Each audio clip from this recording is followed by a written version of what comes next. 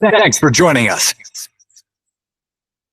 Talkline Network Radio, America's longest-running Jewish broadcast network, the voice of the Jewish community. Welcome to the podcast. You are now tuned in to this episode of our podcast.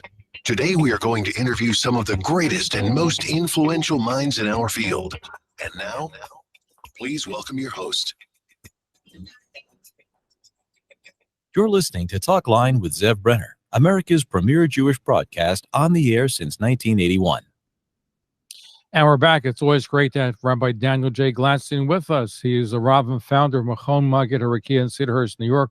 Prolific writer, popular speaker, respected Maggid Shiur. And even though his book came out last year, it's called The Darkness and the Dawn, Beina's Mitzarim, Tisha B'Av, the Four Fasts and Holocaust Memorial, The Anguish of the Gullus, and the Glory of Jewish Eternity, published by ArtScroll. Good to have you back again. Hi.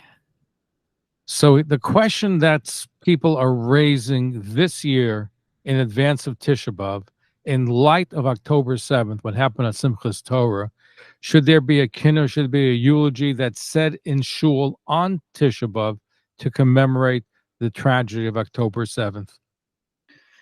Yeah, so, as they say, Ein kol chadash tachas hashamesh. Even though this is a new issue, there's nothing new under the sun. A very similar type of issue was raised in the years post-Holocaust, whether a kinot should be said to commemorate the tragedies of the Holocaust. So in the standard ArtScroll kinot, you have the kinot written by Rav Shimon Schwab, you have the kinot written by the Baba Rebbe. But it was very interesting to me that the question was brought to Rav Shach, and Rav Shach did not endorse the custom of citing, saying any kinos for the Holocaust. And his reason was that in our generation, he says, we're not capable of adding new liturgy. In order to compose Jewish liturgy, you have to be of divine spirit. You have to be someone who can have Ruach HaKodesh, somebody who knows how to compose words that can draw on the drawstrings of the heavens, so to speak, and know how the heavens operate and know how to utilize certain phrases and wording, and we're no longer capable of doing that. So for us, in our pedestrian language, to compose a kinah, in a way, is insulting of the caliber of the rest of the tefillah. Reb Shach did not endorse it. Rebbe Yashiv did endorse it, and one of the rationales being that when it comes to kinos, as opposed to, let's say, the Siddur, we have some precedent that we're authorized to compose a lamentation in our own expression. There's a Sefer Seder Hayom.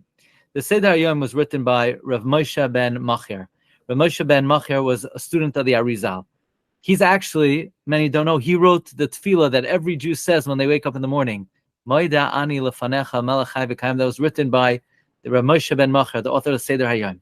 And he writes that every Jew should compose a kinah in their language, so that the destruction of the temple is not just something of past history, but it's something that is personal to them, something that resonates with them. So based on this precedent of the Seder Hayom, Rebbe Yashiv did endorse the recitation of a kinah for the Holocaust. And Rav Shach still said that only allows each individual community to decide on their own how to commemorate it. But to have a uniform recitation where all the congregations say the same kinah, we're not authorized to do something like that. And sort of Rabbi Yashiv said he agrees. He's not legislating that every single kehillah should say the same kinah. So the same thing with October 7th. There wouldn't be anything wrong if a particular kehillah wanted to, at the end of the kinnos, express some type of kinah for what happened on October 7th, but we don't have the power to legislate uniformly. Every single shul has to say this particular formula or this legislation.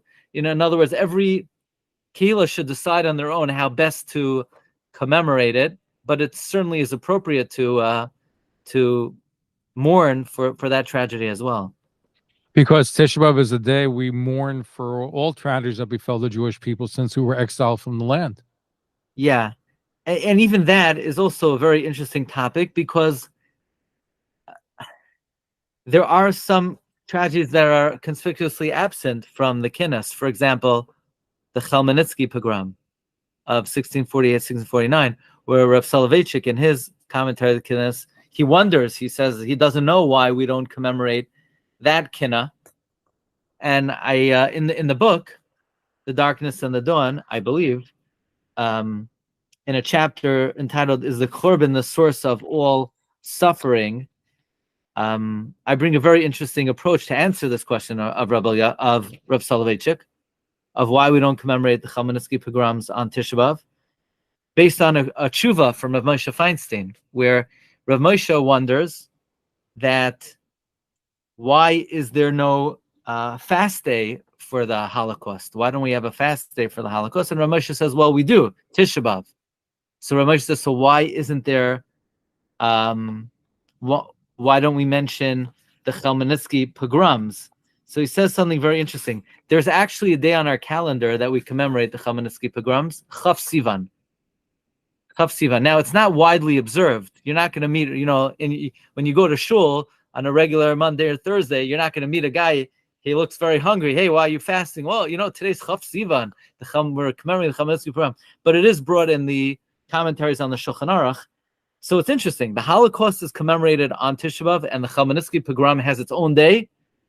And yet the Chmielnicki pogrom we don't mention on Tisha B'Av, and the Holocaust we do. So Rav Moshe said as follows: any tragedy that is direct result of the destruction of the temple, we commemorate on Tisha B'Av, because Tisha B'Av was inflicted by the Babylonian Empire, the Roman Empire, and any time the prevailing reigning government afflicts the Jewish people, that should be commemorated on Tisha B'Av. The Chmielnicki pogroms was not inflicted by the reigning government. It was inflicted by rebels against the government. Therefore, Rav Moshe says it's not directly connected to Tisha B'Av, because it wasn't, the Chmielnicki pogroms was an uprising, it was a rebellion against the government in the Ukraine. Therefore, it's not connected to Tisha B'Av. So this guideline seems to say that the tragedy has to be inflicted by the reigning power, which you could make the case that October 7th, which was inflicted by what we call Golos Yishmael, the exile of Yishmael, which is a power in the world today, that would be relevant to Tisha B'Av, and perhaps, according to Rav Moshe, should be then specifically commemorated. What about the burning of the books of the Gemaras of the Talmud? Don't we commemorate that on Tisha B'Av as well? We do commemorate that. So the Talmud was burnt in the year 1240, and there was a separate fast day, the Friday of Shabbos Chukas. That was a Friday that was designated for many years. I don't think people fast that today anymore. So according to that, you would have to say that that tragedy was also a direct result of the destruction of the temple and inflicted by the reigning government. In other words, the powers that controlled the countries we lived in, they were the ones who perpetrated that crime. That wasn't committed by rebellion against the government, but that was committed by the government itself. You see, we make exceptions. But here's the interesting thing, is that we always try to tie in, even the Holocaust, we try to tie it into Tisha. We say, well, the cause of the Holocaust was World War I, which fell out on Tisha B'Av, so therefore the Holocaust also connected to Tisha B'Av.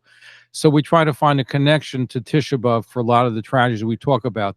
October 7th, maybe we can tie it into Tisha B'Av, but I think it's more tied into Shmini Atzeres, simplest Torah. Okay, so you wouldn't believe it, but there's actually a chapter in this book, and again, this book was written well before October 7th, the mystical connection between Simchas Torah and Tisha B'Av. Wow.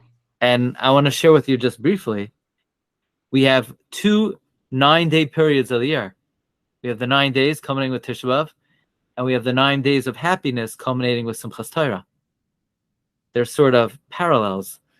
On the one hand, if you were to ask, we have Ushpizin on Sukkot. We have special guests associated with each day of Sukkot.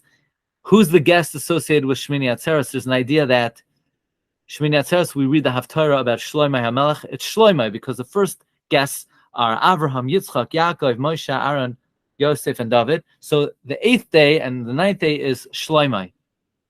Tisha B'Av, of course, is Yirmiyah Hanavi. Yirmiyah was born on Tisha B'Av. Yirmiyah cursed the day of his birth. So we have Shloimeh and we have Yirmiyah, but Kabbalistically, Yirmiyah was the reincarnation of Shloimeh. It's well known that Yirmiyah Hanavi was the Gilgal of Shlomo HaMelech. So Shlomo represents the day in its happiness and Yirmiyah the day in its sadness. So they're like polar opposites. But this is really uncanny. For those listening, we have a tune we use for Eicha. It's a haunting tune. Eicha yashva havadat hayir abasiyam haysakyam. Many may remember there's one other time a year we use this tune, and it's on the happiest day of the year. On Purim, you're going to say. Vayihi ben Sayaharoin vayomer Moshe Kuma Hashem Yizoivecha, or Ba'avur David Avdecha Al Tashev on Simchas Torah. Right. It's the pinnacle of joy, and if you listen carefully to the melody, it's the melody of Eicha. What's going on? There's only one slight difference. Eicha ends on a sad note. Haisa ki almana ba'avur David avdecha al tashev p'nei mishichecha. So it is in Simchas Torah, it starts with that tune, but because it ends on a crescendo, it ends on a high note, it's completely transformed. So, there's an idea when Mashiach comes, Megillas Eicha will still be one of the 24 books, but how are we going to lane it? So we're going to borrow the Simchas Torah upward end, and it's going to Hashivenu Hashem Elecha v'nashuva Chadesh Yameinu Kekadem. I like the niggin. Even though Purim also, we read the Megillah, we do read a couple. We do throw in a few Eicha psukim. Yeah, absolutely. Yeah. We're speaking of Rabbi Daniel J. Glatstein. He's a prolific writer. He is rabbi, the Rav of the congregation Machon Maggid Harakiah in Cedarhurst, New York. And his book came out a while ago. It's called The Darkness and the Dawn, dealing with Tisha B'Av and the fast days. Fascinating what you said about the fact that there's a connection between Shmini Atzeres, Simchas Torah, and of course, the 9 days and Tisha B'Av. It's just a fascinating combination. In your book, you write about the Holocaust, and you write about General Dwight Eisenhower and the Klosenberger Rebbe. Why don't you share that with us? I think that's a fantastic story.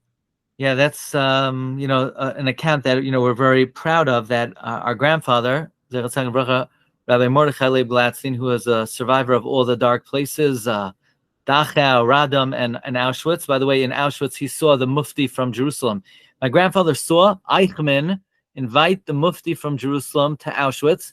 He saw Eichmann and the Mufti holding each other arm in arm. They would march Jews in front of them, and they would beat them in a way that the Jew would never be able to procreate, and that was their entertainment.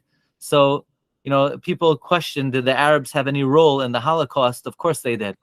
So this is an eyewitness account of my grandfather. In any event, after the war, when my grandfather was liberated, he had studied English before the war, so he was made the head of the religious department of the Joint Distribution Committee. And in that capacity, he was given an army uniform, a jeep, and he served as Eisenhower's translator to the Klosenberger Rebbe and the Klosenberger Rebbe's translator to Eisenhower. So on that fateful day that Eisenhower came to the camps on Yom Kippur, and Eisenhower, the Klosenberger Rebbe got up to speak, and he strengthened the people, he encouraged the people. He said that if God saved us, we have a mission in this world to resuscitate, to resurrect those who have survived. And Eisenhower was visibly and moved and shaken to the core. And Eisenhower turned to the Klosenberger Rebbe and he says, Rabbi, how could I help you? What could I do for you? And Klosenberger Rebbe said, it's Yom Kippur. Sukkot is coming up. We need the 4 species. We need the Daled Minim. And Eisenhower shipped Daled Minim to the camps for the survivors.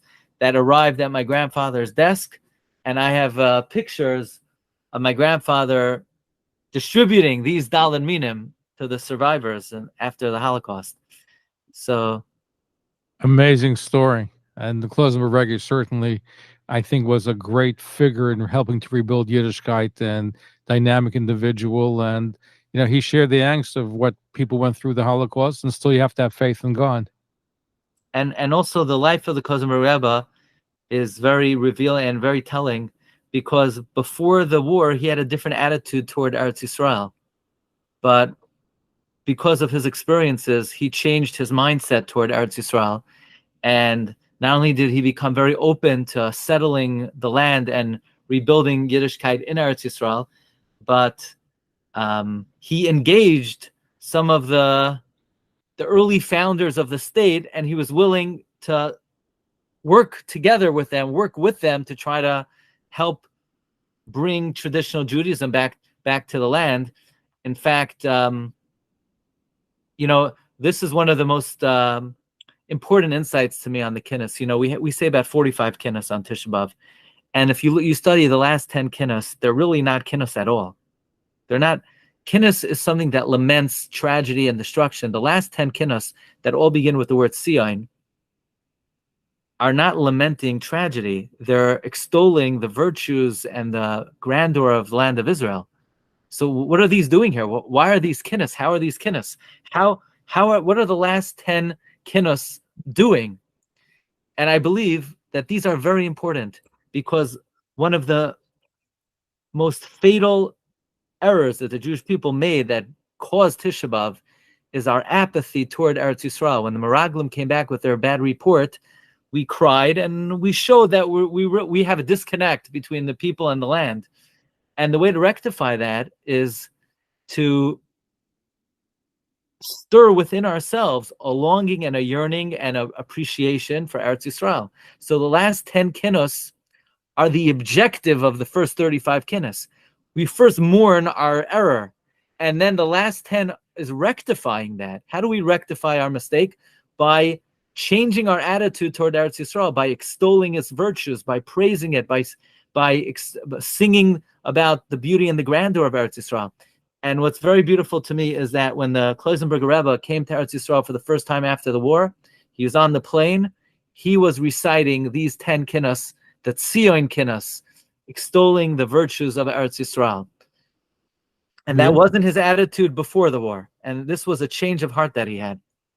And yet, Rabbi Glatstein also was anti, and during the Holocaust, he wrote Rav Tachtel, where he went from being anti-Zionist to becoming pro. Wonderful, wonderful sefer. Yeah, if I can, I want to share. I once had the privilege to travel to Eretz Yisrael with my grandfather on the plane, and he was on the plane saying Tehillim like he always did, and then he pointed to a pasuk to me, and the pasuk was Ki chilatzta nafshi mimaves. You saved my soul from death. Es eini mindima, my eyes from tears. Es ragli midechi, my feet from being cast away. Es halech lefnei Hashem ba'artzis achayim. I walk before God in the land of the living, a reference to walking in Eretz Yisrael. And he said, Donnie, this is my life, referring to the fact that Hashem saved him from the death camps, and now he has the privilege to go and walk in the land of Israel. It's a big privilege.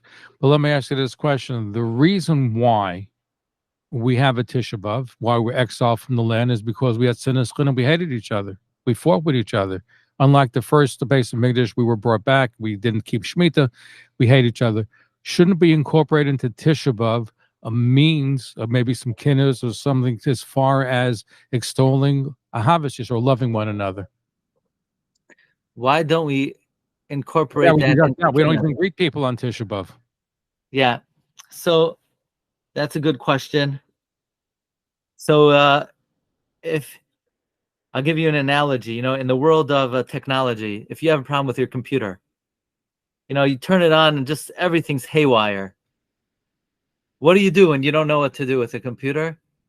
You turn it off and you restart it. So when you have problems with interpersonal relationships, we don't know what to do. So on Tisha B'Av, we just turn it off.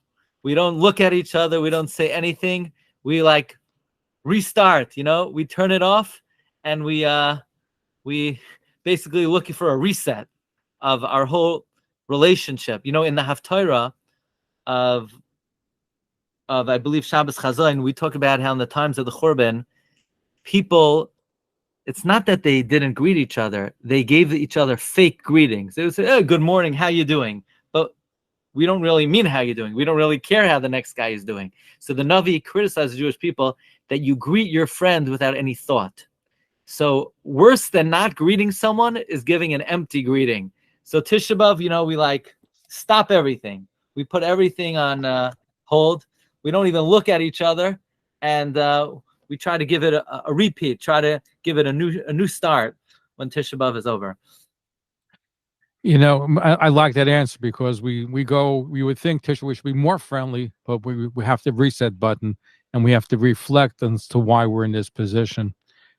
I believe it was the Satmar Rebbe who said, and I want you to comment about it, this has to do with the Eretz Yisrael. People don't realize that even though he was known to be an anti-Zionist, he was asked by his nephew, the Sigat Rav, who became the Satmar Rebbe, what does he think about the fact that there will be establishment of a Jewish state? Well, it happened. This is before the establishment of the state of Israel in 48, after the Holocaust.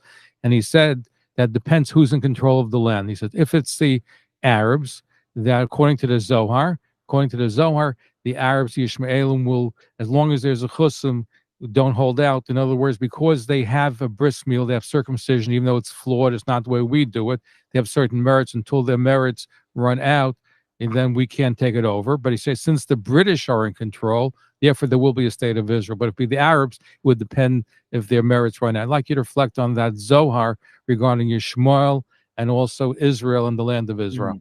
Okay, so it's well known that the Zohar says that what is the merit of Yishmael in the land of Israel? It's the bris milah. So in a way, it's frightening, because they do have that merit and they continue to perform the bris. But Rabbi Yaakov Kamenetsky had a different take on this. Rabbi Yaakov Kamenetsky comments in Parshas Vayera, when Avram Avinu made a treaty with Avimelech to allow Avimelech to stay in the land. Rabbi Yaakov Kamenetsky says, what's this doing in the Torah? Why do we need to know? Avram allowed Avimelech to stay in the land. So the Rabbi Yaakov says, the Avimelech was the king of the Philistines. The Philistines throughout Nevi'im and Ksuvim are the quintessential Arelim. Throughout whenever we talk about Philistines, they're always called Arelim, dozens and dozens of times. So what the Torah is saying is that even though maybe Kabbalistically you may come and you may see references in the Zohar that the strength of Yishmael because of bris milah, it's not such a big deal. And the proof is even Philistines could be in the land of Israel and they don't have any milah at all. So Rabbi Yaakov, so to speak, he downplays the whole merit, quote unquote, of the Yishmaelim, that they have the milah, because you see even Philistines are there and they have no milah at all. Look, whatever was predicted beforehand was prognostication, because the reality is it's here. There is a state, right? And it is whatever we make out of it, because the more yeshivas and the more observant Jews and the more people keep Torah mitzvahs in Eretz Yisrael, the more we will be able to lead the country in the direction that we want. So it's a gift, like everything from Hashem, but a gift is only as valuable as what you do with it.